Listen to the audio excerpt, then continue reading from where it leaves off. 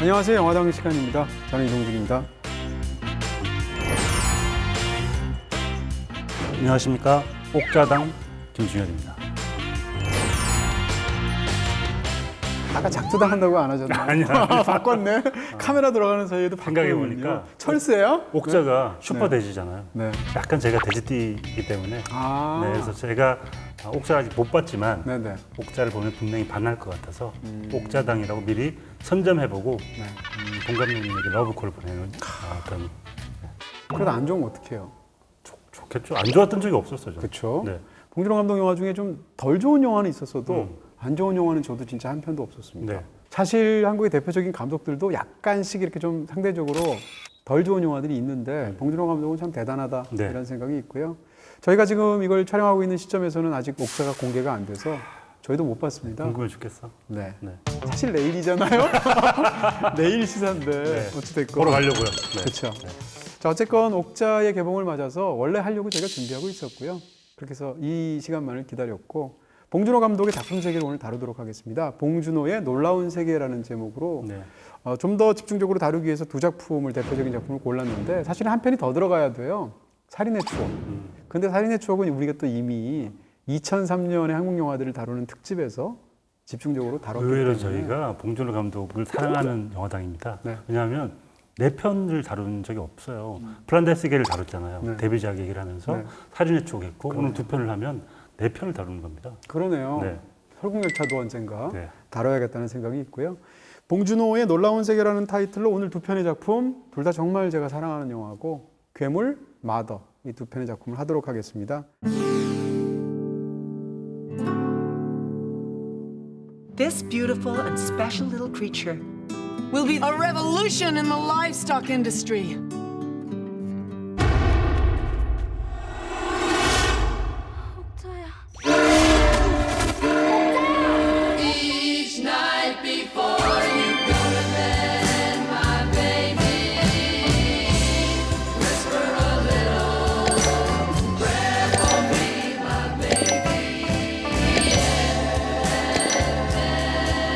Ladies and gentlemen, put your hands together for the one, the only. This is dedicated to the one I love. This is dedicated to the one I love. This is dedicated.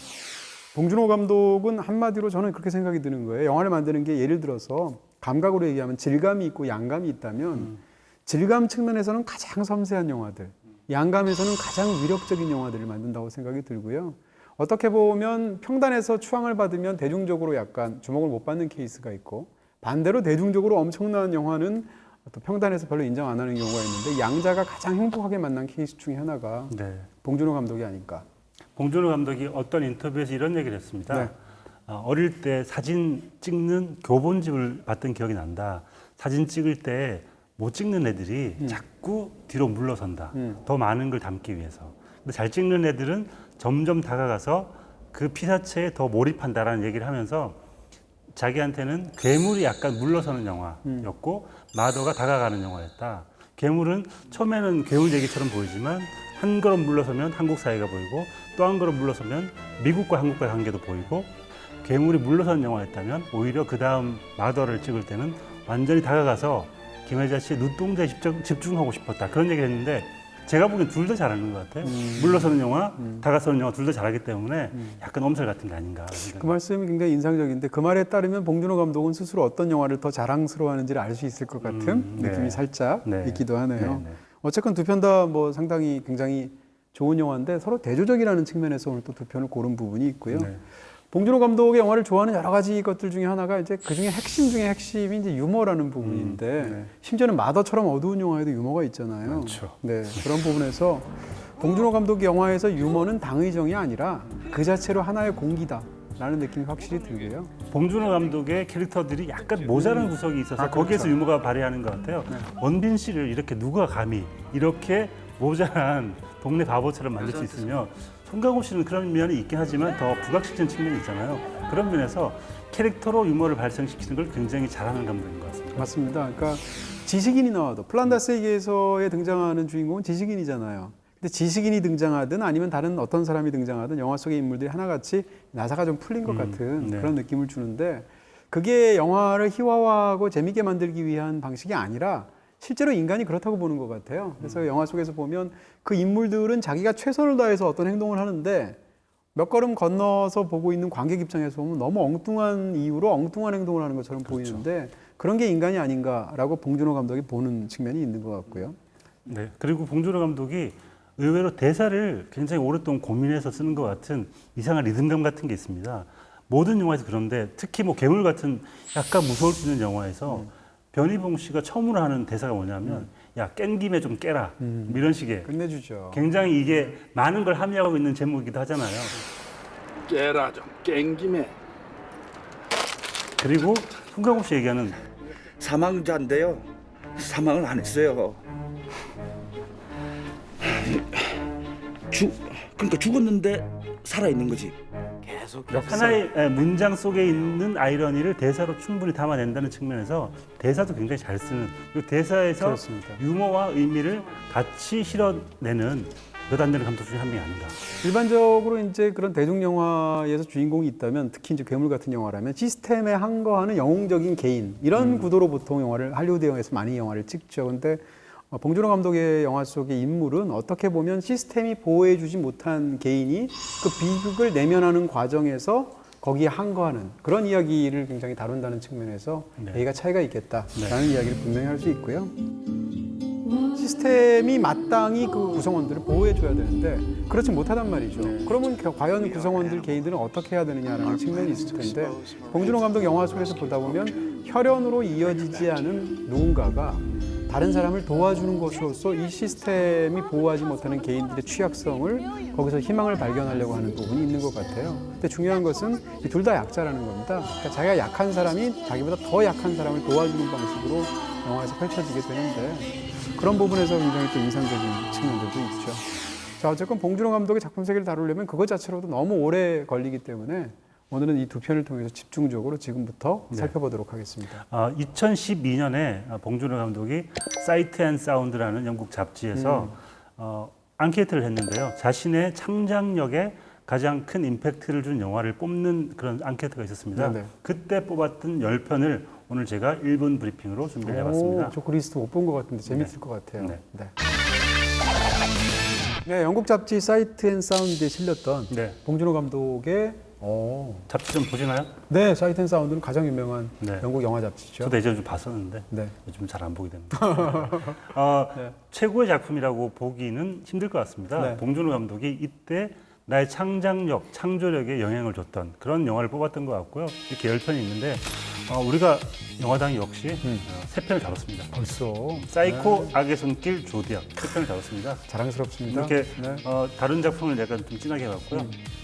동그라미를 쳐놓은 건 뭐냐면 댓글처럼 저도 한번 이동진 평론가님에게 졸라보려고 이거 해주세요. 네, 하해주세요 이거. 네. 하고해주세요. 분노의 주먹 분노의 주먹 해주세요. 네, 이렇게 한번 제가 졸라보려고. 세 편 중에 2편은 최소한 할 것 같습니다. 그리고 혹시 또 여기 중에 하려고 마음먹었던 작품이 있긴 있나요?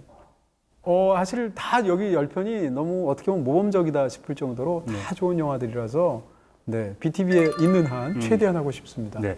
그리고 오늘 이렇게 또 뽑아온 이유는 마더 혹은 괴물을 보고 있으면 약간 이 사람이 살인과 어떤 사건, 범죄에 관심을 많이 가지고 있다는 생각이 들잖아요. 네. 아니나 다를까 이 리스트를 보면 그러네요. 범죄가 많이 있습니다. 범죄극이거나 네. 넓은 의미에서 스릴러 네, 그래서 이런 영화들이 그 영화에 이런 범죄적인 창조력의 임팩트를 준 영화이기도 하기 때문에 이 리스트를 보시면 어쩌면 괴물과 마더를 좀 더 자세하게 볼 수 있는 측면이 있지 않을까 해서 골라봤습니다. 네, 10편 영화는 다 영화사에서 너무 중요한 작품들이고 또 좋은 작품들이고 하나같이 다 좋은 영화들이 저도 다 좋아하는 영화들이라서요. 네.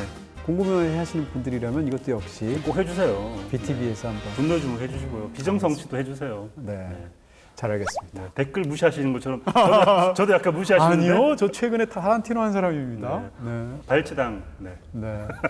자, 그럼 이렇게 해서 10편의 봉준호 감독에게 영향을 주었던 작품의 리스트를 보았고요. 그러면 과연 봉준호 감독의 영화는 어떤지 네. 두 편을 다시 한번 살펴보도록 하겠습니다.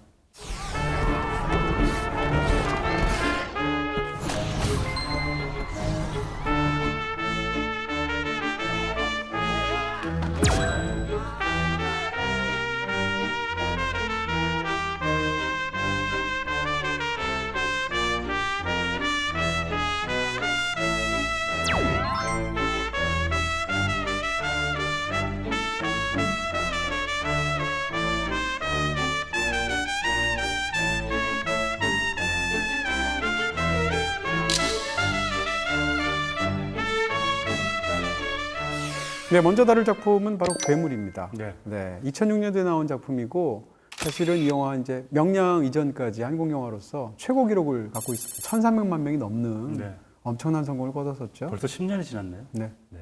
사람에 따라서는 이렇게까지 크게 성공한 작품을 봉준호의 최고작이다라고 말을 하면 좀 약간 뭔가 좀 개성이 없이 보일 수도 있잖아요. 네. 근데 박찬욱 감독 같은 경우에 봉준호 감독을 가장 잘 알기도 하고 협업도 하고 제작도 했지 않습니까? 근데 박찬욱 감독이 봉준호 감독 영화 중에 제일 좋아하는 작품이 괴물이에요. 그런 식으로 사람에 따라서는 다 봉준호 감독 영화 중에 살인의 추억이다, 아니다, 마더다 이런 식으로 의견이 엇갈리게 되는 네. 흥미로운 부분이 있죠. 영화가 시작하면 의외로 비장하게 시작합니다. 그러니까 연구소에서 그 약을 싱크대에 붓는 장면으로 시작을 하고 한강에서 이상한 괴물 같은 물고기가 발견되는 장면으로 시작을 해서 영화가 좀 무거울까 싶은데 바로 송강호 씨가 나오는 순간 모든 무거움이 날아가고 갑자기 웃음이 터지는 그런 유쾌한 영화로 변하게 됩니다. 이 초반을 보다 보면 아 진짜 봉준호 감독이 대단하다라는 생각이 처음에 프롤로그에 해당하는 세 장면이 시간을 건너뛰면서 괴물의 성장을 보여주는데 그 세 장면이 뒤로 갈수록 그 스릴이 엄청나잖아요. 마지막에 특히 이제 비가 내릴 때 세 번째 장면 같은 경우. 그 다음에 이제 관객이 무거워질 때 딱 처음으로 이 송강호 씨를 보여주는데 조는 장면. 네, 정신없이 자고 있는 굉장히 이렇게 어리숙한 모습을 먼저 보여주면서 시작하죠. 그런 측면에서 보면 긴장하실 거 없어요. 이렇게 웃긴 송강호 나오는 재밌는 영화예요. 라고 사람들한테 이렇게 말을 하듯 시작을 하죠. 네. 어쨌건 이 영화는 이제 만들어진 게 2006년도인데 그 당시에 의심했던 것은 봉준호 감독의 연출력은 의심하지 않았죠. 근데 당연히 이 영화에 한국으로서는 굉장히 많은 돈을 투자한다 하더라도 할리우드 기준으로 하기에는 한 10분의 1밖에 안 되는 그런 돈일 텐데 그 돈으로 그런 비주얼을 디지털로 만들어낼 수 있을까 이런 데 대한 의심이 있었습니다. 네. 근데 영화를 보고 깜짝 놀랐던 것은 2006년 당시 한국 영화에서 어쨌건 뭐 외국 스텝이 참여했든 아니든 이렇게 해서 그 제작비로 이 정도의 영화를 매끄럽게 만들어낸다는 것 자체가 그 프로덕션 자체도 굉장히 훌륭했던 것 같아요. 그리고 이 괴물이 등장하는 장면도 네. 어두운 장면이거나 약간 그 아주 일부분만 보여주는 장면이 아니라 시작하자마자 괴물의 전 모습이 훤한 대낮에 한강에 드러난단 말이에요. 그러려면 숨길 수가 없잖아요. 그 기술력을. 근데 정말 당당하게 여기 괴물이 하고 딱 내보이는 순간 자신감 같은 게 느껴집니다. 그렇습니다. 봉준호 감독이 그런 면에서 놀랍다는 건데 이 영화가 이제 장르적으로 흥미로운 것은 분명히 괴수 영화잖아요. 네. 그럼 괴수 영화에서 사람들이 보고 싶은 광경이 있단 말입니다. 뭔가 하면 괴수가 날뛰면서 사람들을 공격하는 장면을 보고 싶잖아요. 근데 그런 괴수 영화의 장르적인 재미를 그 영화에 가져옵니다. 근데 반대로 그런 괴수 영화의 장르를 비틀어서 오히려 쓰는 부분들도 있거든요. 그러니까 이 두 가지 재미가 이 영화에 다 들어있다라는 건데 앞부분이 바로 말씀하신 건데 일반적으로 이런 영화들은 리듬상으로도 그렇고 기술력으로도 그렇고 일단 괴물이 처음 등장할 때는 발만 보여준다거나 어둡게 표현해서 밤에 살짝 실루엣만 보인다거나 이렇게 해서 감질나게 한 다음에 한 중반부 이때 등장해서 이제 후반부에 집중적으로 승부를 거는 그런 볼거리들을 갖고 있는데 이 영화는 사실상 시작하자마자 말씀하신 대로 백주 대낮에 한강 근처에서 날뛰는 괴물을 딱 보여주면서 이렇게 얘기하는 거죠. 이거 보고 싶었죠? 라고 하면서 딱 괴물들을 보여주고 보여준 다음에는 숙제했으니까 진짜 중요한 얘기는 그 뒤에서 하는 겁니다. 네. 그런 면에서 어떻게 보면 장르 자체를 떡밥처럼 사용하기도 한다. 네.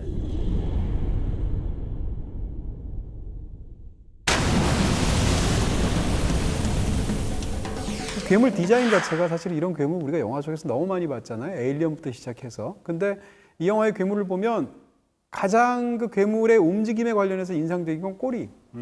그 다음에 외모 디자인에서 가장 인상적인 건 입. 이렇게 해서 입 부분 같은 데가 여러 조각으로 이렇게 나뉘도록 해서 굉장히 끔찍하면서도 인상적인 어떤 그런 크리처 디자인을 했고요. 그 다음에 제일 인상적인 것은 조각에서 텀블링 하는 것처럼 꼬리를 감아서 이렇게 움직이는 장면들 같은 걸 보시게 되면 그 자체로 이 괴물 디자인을 굉장히 크리처 디자인을 훌륭하게 했다.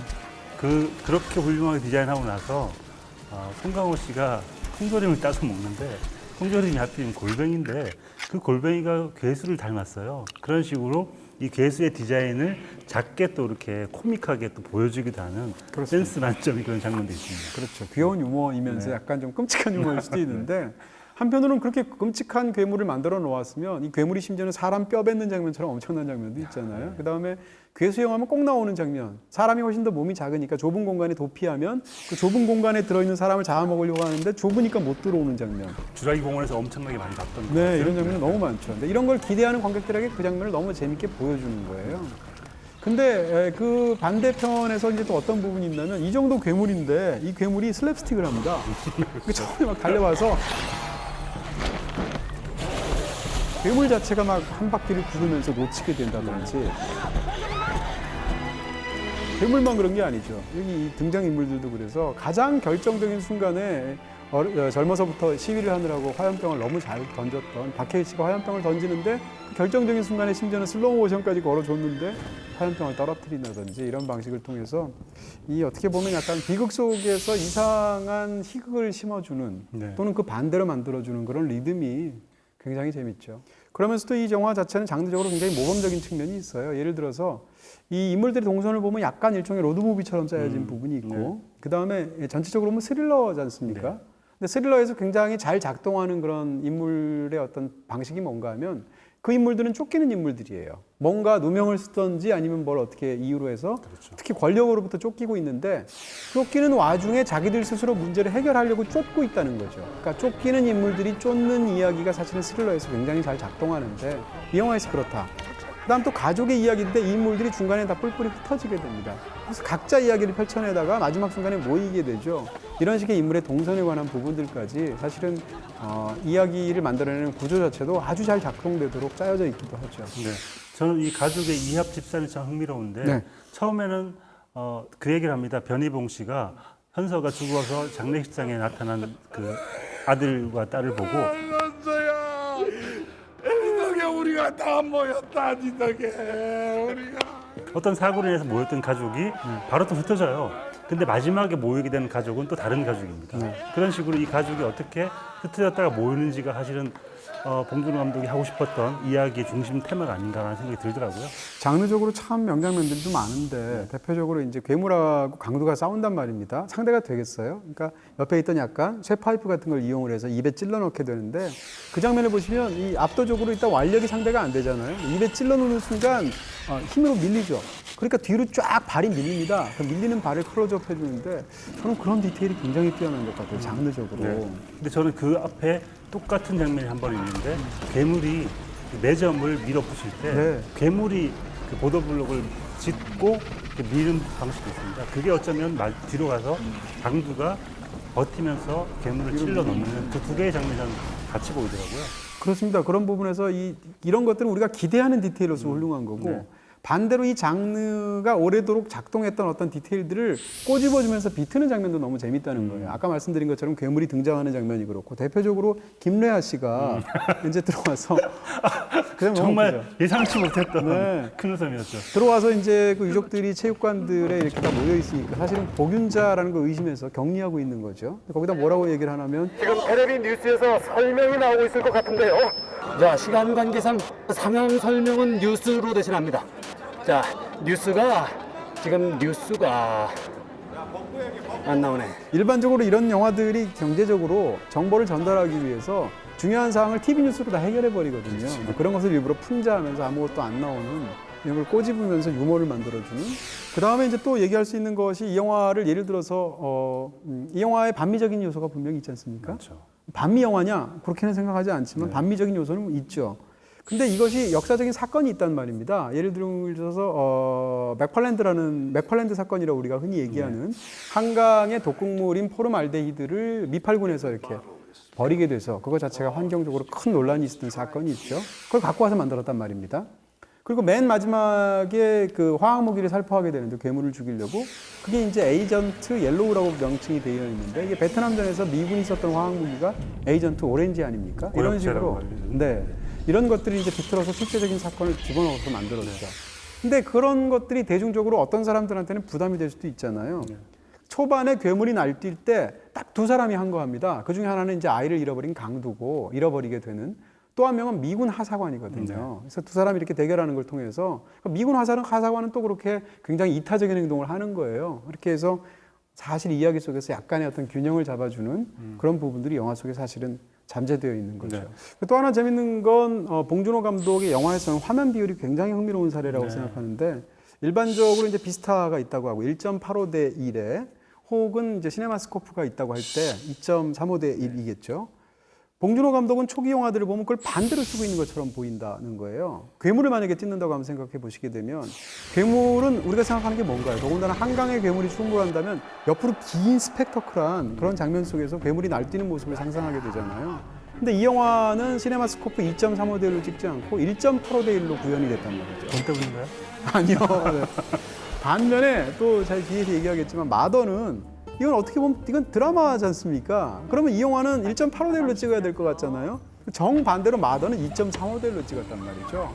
이 차이가 봉준호 감독이 굉장히 흥미로운 어떤 감각을 보여준다는 얘기고요. 괴물을 보시게 되면 한강의 스펙타클한 파노라마보다 더 중요한 게 수직적인 프레임입니다. 그것이 영화 속에서 가장 잘 나오는 장면이 그 극중에 등장하는 SK 빌딩, SK네요.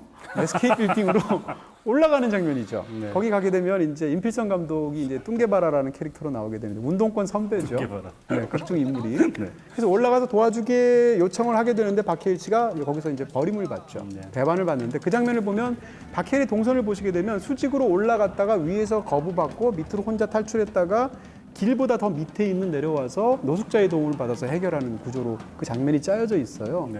이것 자체는 사실 계급적인 맥락이 있거든요. 세탁소에서 바라보는 장면 자체가 그렇습니다. 올려다보는 그런 프레임이 있죠. 그렇습니다. 그런 의미에서 이 영화 속에 등장하는 어떤 그 세로적인 동선과 이런 계급적인 맥락이 사실은 관련이 있거든요. 그리고 현서가 그 괴물에게 잡혀가서 버림받게 되는 그 장소가 일단 수직적인 게 되게 중요한. 그러니까 여기는 현서가 올라가고 싶어도 올라갈 수 없는 곳이다라는 수직이 더 중요한 프레임인 것 같아요. 그렇습니다. 그래서 이 아까 앞부분에서 말씀드린 것처럼 결국은 이 사회가 지켜주지 못하는 구성원들이 비극적인 상황에 처할 때 과연 누가 지켜줄 것이냐, 그 약한 구성원 서로가 도와준다는 것이 굉장히 전체적인 의미에서 중요한데, 이런 것이 어떻게 보면 이런 세로적인 프레임하고도 관련이 있다라는 이야기죠. 마지막엔 결정적으로 이제 노숙자가 도와주게 되니까 그렇죠.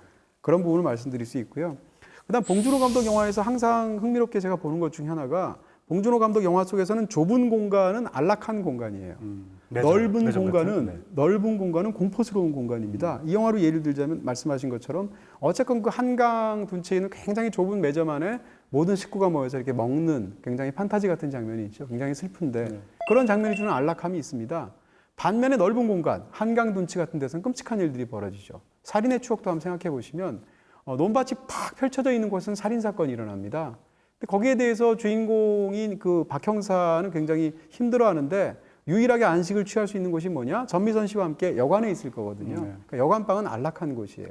플란다스의 기에서도 그 문방구 안에 있는 매점은 굉장히 안락한 곳이거든요. 반면에 탁 트인 아파트 옥상에서는 개를 죽이는 곳이거든요. 이런 식으로 좁은 곳과 넓은 곳을 일반적인 의미랑 반대로 쓰고 있어요. 그런 측면에서도 봉준호 감독 영화들이 주는 굉장히 흥미로운 부분이 있다는 거죠. 네. 마지막으로 배우 얘기만 살짝 조금 더 추가하신다면, 뭐 송강호 씨 연기가 언제나 훌륭하지만 이 영화에서 진짜 변희봉 씨가 저는 최고인 것 같아요. 이 영화에서 진짜 엄청났죠. 일단 웃음이 나오는 장면이 여러 개가 있는데 시작할 때 오징어 다리 얘기하실 때도 그렇고 국에 4번 돌자리에서 항의가 들어왔어.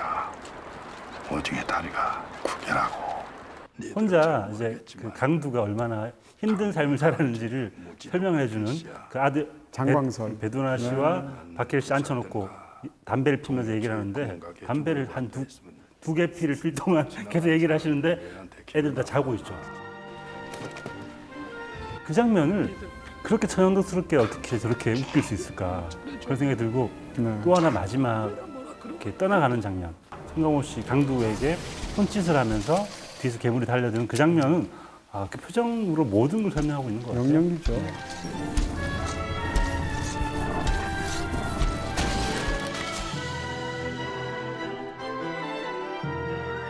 뒷얘기가 있는데 그 장면에서 그 괴물이 덮치는 것은 외국에서 CG 작업을 했거든요.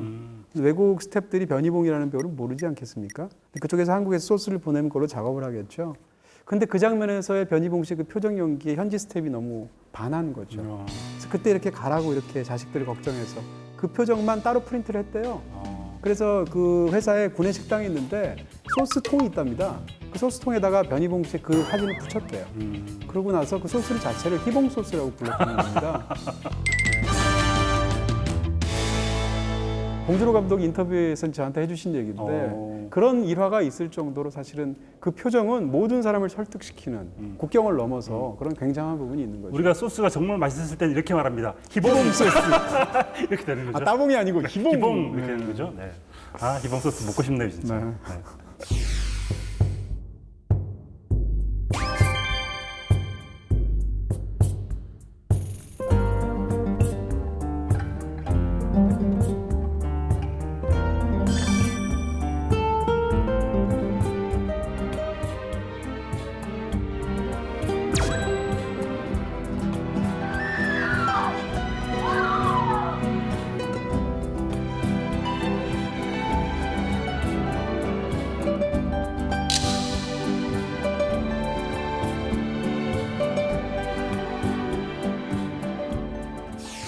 자, 두 번째로 다룰 또 다른 대표작은 마더입니다. 제 인생 영화입니다.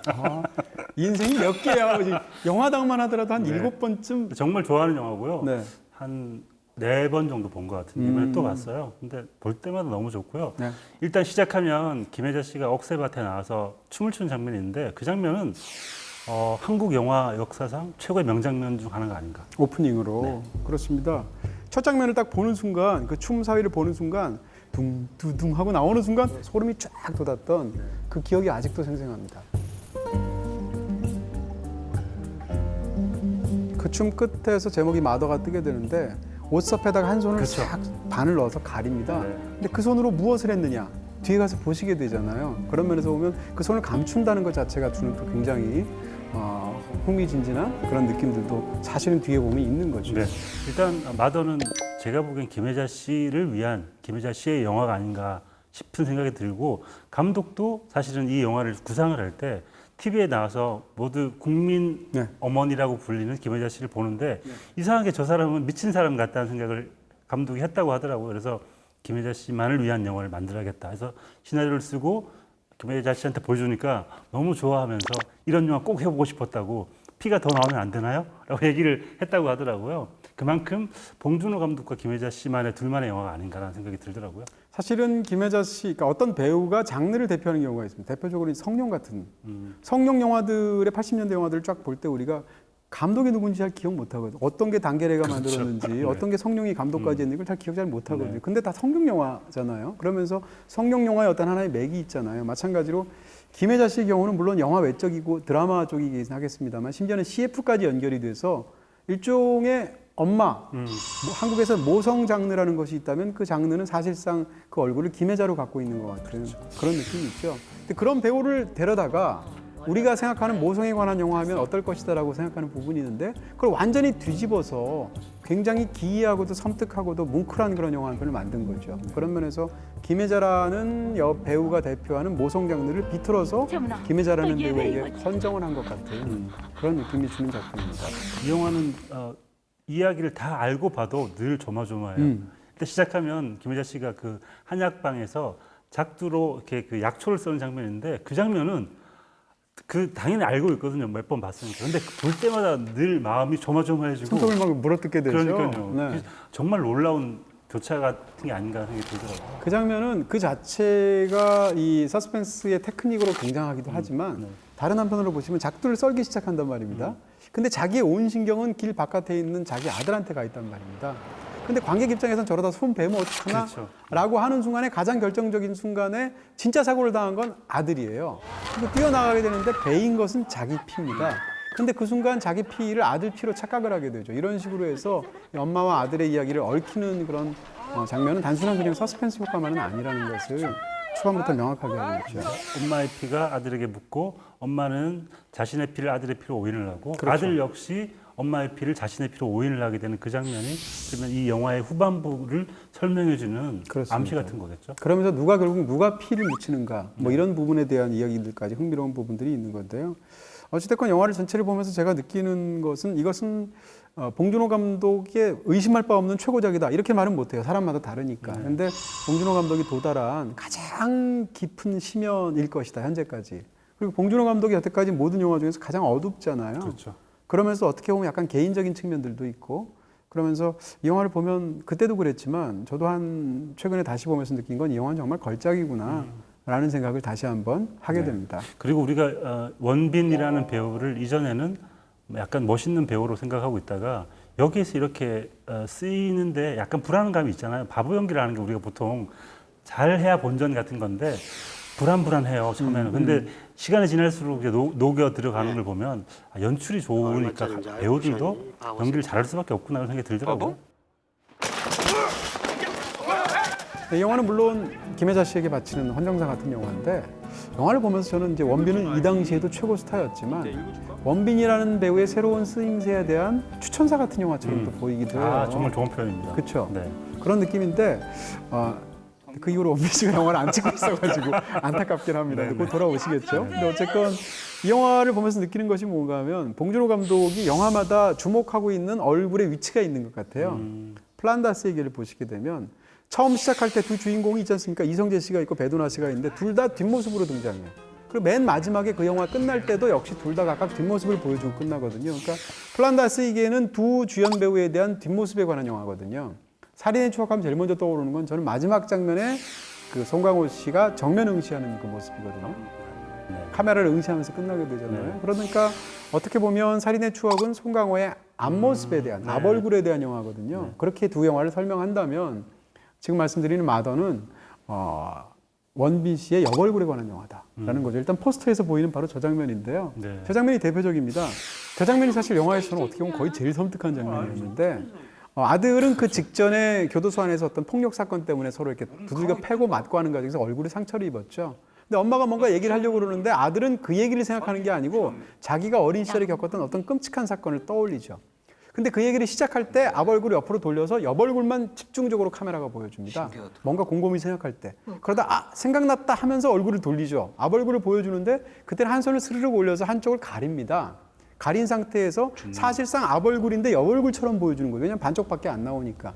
그리고 나서 그 끔찍한 얘기를 하니까 엄마가 너무 놀라게 되고 마지막 순간 사실 얘기할 때 손을 내리게 되는데 한쪽은 얻어맞았거든요. 그러니까 양쪽 얼굴이 비대칭이 되어 있습니다. 그러면서 보여주는 어떤 강렬함이 있는데 그러다 보니까 이렇게 옆얼굴을 본다는 것은 뭔가라면 어떻게 보면 진실에 대한 태도 같은 것이거든요. 살인의 추억은 범인을 못 잡았지만 그 범인을 내가 기어이 쏘아보고야 말겠어라는 앞얼굴의 의지가 있는 것이죠. 근데 이 영화에서는 진실이라는 건 대체 무엇인가, 모성이라는 건 대체 무엇인가, 어떠해야 되는가라는 데서 측면에서 볼 수밖에 없는 그런 어떤 옆얼굴이 갖고 있는 뉘앙스가 있다는 거죠. 그런 것을 지금 같은 이런 장면을 통해서 너무 잘 보여주고요. 더군다나 그것이 내적으로는 얼굴을 다쳤잖아요. 그러니까 얼굴을 가리고 있는 게 너무 당연하잖아요.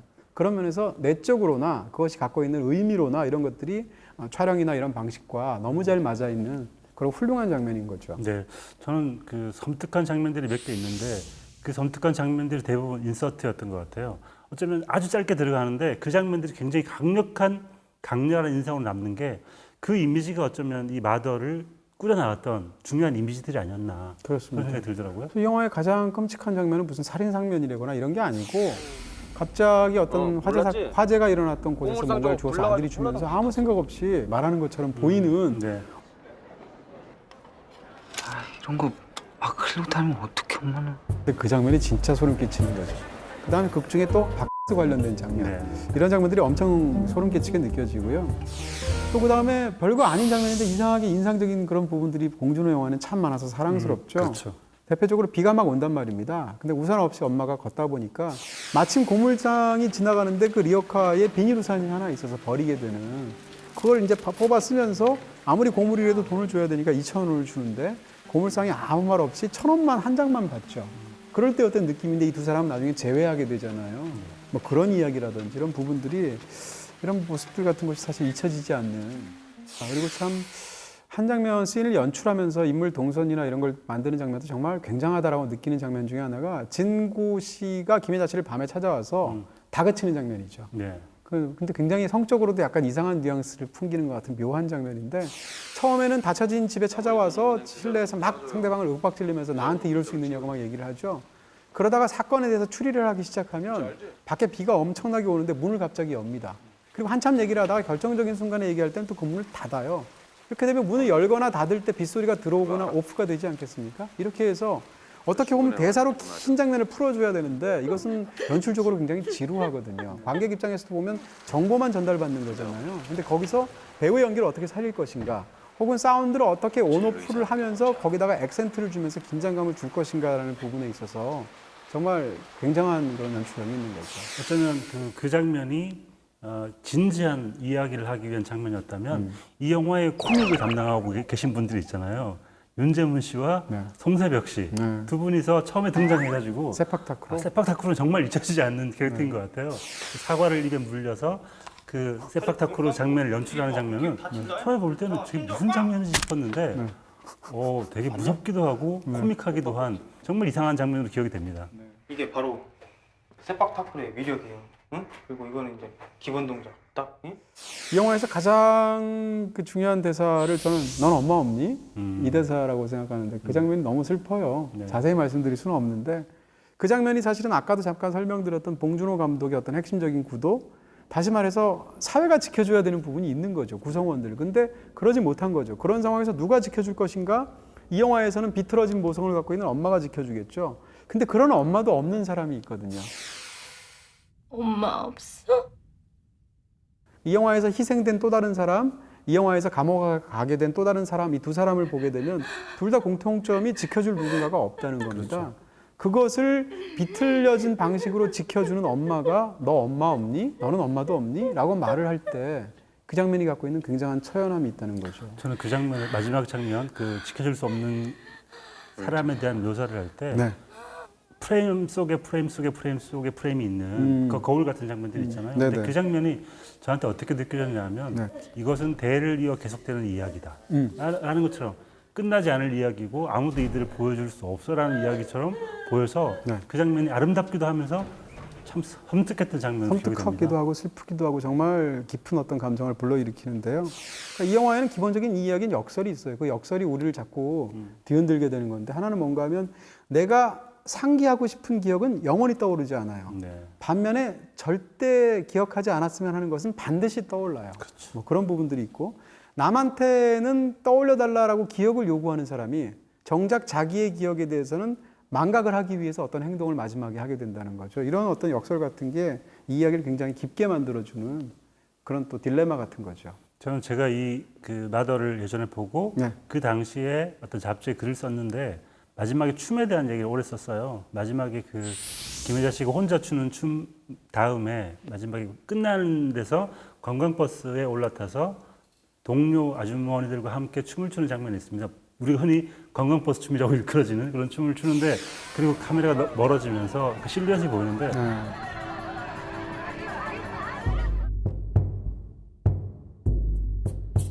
오프닝도 좋았지만 그 엔딩은 제가 한국 영화 탑 3 안에 들 것 같은 엔딩 중에 하나예요. 그냥 내 인생의 엔딩이라고 하세요. 내 인생의 엔딩. 어차피 엔딩 그렇죠. 네, 내 인생 17개인데 내 인생의 엔딩 중에 하나고요. 그리고 그 장면에서 김혜자 씨의 춤, 그리고 음악, 그리고 실루엣, 그리고 카메라 뭐 이 모든 게 완벽하게 맞아 떨어지는 것 같아요. 정말 최고의 장면인 것 같아요. 100% 동의합니다. 그러니까 어떻게 보면 많은 영화들이 수미상관을 갖고 있죠. 첫 장면과 엔딩 장면을 이렇게 서로 조응하는 방식으로 영화를 찍는데 마더의 이 엔딩과 오프닝에 조응하는 방식은 한국 영화에서 가장 인상적인 그 수미상관이라고 저는 생각이 들 정도로 뛰어나고요. 이 두 가지는 또 묘하게 대조도 돼요. 처음에는 동무, 혼자 추는 춤이고 마지막엔 군무, 여럿이 추는 춤입니다. 앞에 거는 정교한 카메라로 잡았고 뒤에 거는 막 흔들려서 형체조차 잘 안 보이게 핸드헬드 카메라로 찍었고 여기서는 모든 것이 다 잘 보이는 대낮이고 여기서는 해가 막 지는 낙조를 배경으로 찍은 거죠. 네. 그런 식으로 또 앞에 것과 뒤에 것 사이에서 어떤 그런 서로 상반되게 대조되는 방식이 사실은 그 이 단순한 그냥 뭐 두 가지 의미를 연결하는 것이 아니라 그 자체가 굉장히 엄청난 부분이 있고요. 네. 그리고 무엇보다도 결과를 처음부터 끝까지 보게 되면 동무에서 시작해서 군무로 끝나거든요. 그럼 이 얘기가 어떻게 저한테는 보이게 되냐면 누군가에게 있었던 특정한 하나의 비극이 결국은 그 군무를 이루었던 수많은 사람들의 비극 속으로 용해되는 것 같은. 네. 다시 말해서 한국 사회에서 그 많은 인물들이 불가하게 겪었던 그 수많은 비극들 자체로 전체적으로 이렇게 감싸 안으면서 이 모든 것에 대해서 일종의 진혼제를 보내는 것 같은, 살풀이를 하는 것 같은. 네. 저도 거의 비슷한 걸 느꼈는데요. 네. 그때 제가 썼던 글이 어떤 거였냐면 어머니랑 같이 관광버스에 탄 적이 있어요, 제가. 근데 어머니가 춤을 추시는데 그 춤을요? 네. 너무 처음엔 부끄러웠어요. 네. 왜 저런 춤을 추시지? 네. 근데 나중에 되게 슬프더라고요. 슬프다는 게 네. 그러면서 뭔가 자기를 발산하는 거 아니에요. 어머니들이 발산할 수 있는 기회가 거의 없는데 그 순간만큼 정말 발산하는 건데 마더에서도 말씀하신 것처럼 김혜자 씨의 어떤 슬픔 같은 게 그 버스로 올라타는 순간 이 모든 어머니들에게 그런 사연이 하나씩 다 있겠구나. 그럼요. 그 슬픔이 이 공영버스에서 춤으로 녹아나는구나라는 얘기를 생각하는 순간 너무 슬프기도 하고 이상한 찡한 감동도 있고 그렇더라고요. 그래서 맞습니다. 그 장면이 정말 저는 좋았습니다. 네, 100% 동의가 돼서 영화 자체가 저한테는 마치 거대한 굿판처럼 보이는 네, 굉장히 맞아요. 슬픈 네. 그런 의미가 있었습니다.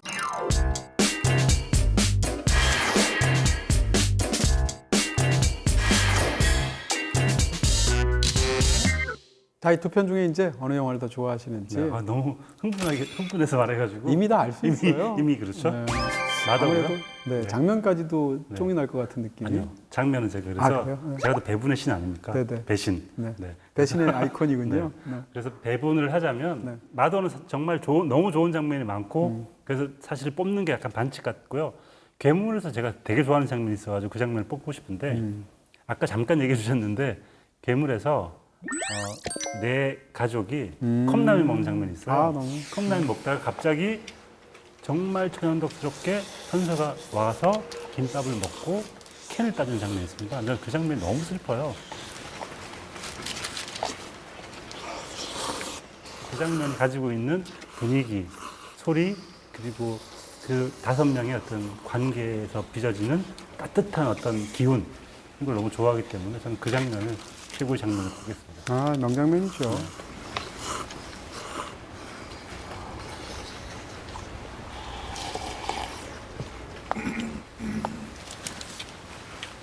그럼에도 불구하고 저는 몰아주는 네. 한 번 저는 좋아하면 몰빵을 하는 마더고요. 마더를 두 편 중에 괴물도 굉장히 좋아합니다. 근데 마더를 더 좋아하고요. 마더 중에서 한 장면은 다른 장면을 뽑으면 제가 거짓말하는 것 같아서 첫 장면과 마지막 장면. 나는 거짓말한 거잖아 그러면. 아니요, 그분은 이제 배분의 신이신 거고요. 네. 어쨌건 그래서 첫 장면과 마지막 장면의 그 조응을 네. 그 장면을 빼고 다른 걸 꼽는다는 건 맞아요. 네. 저는 상상이 잘 안 됩니다.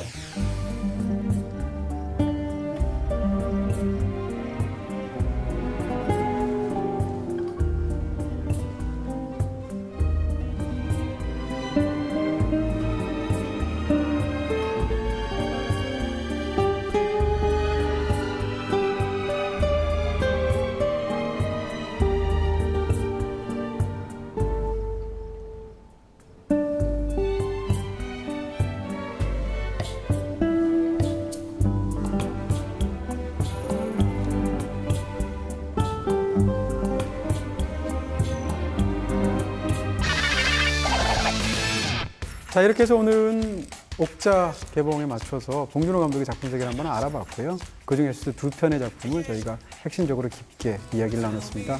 봉준호의 놀라운 세계라는 타이틀이었고요. 이 두 편의 영화는 BTV에서 직접 관람하실 수 있습니다.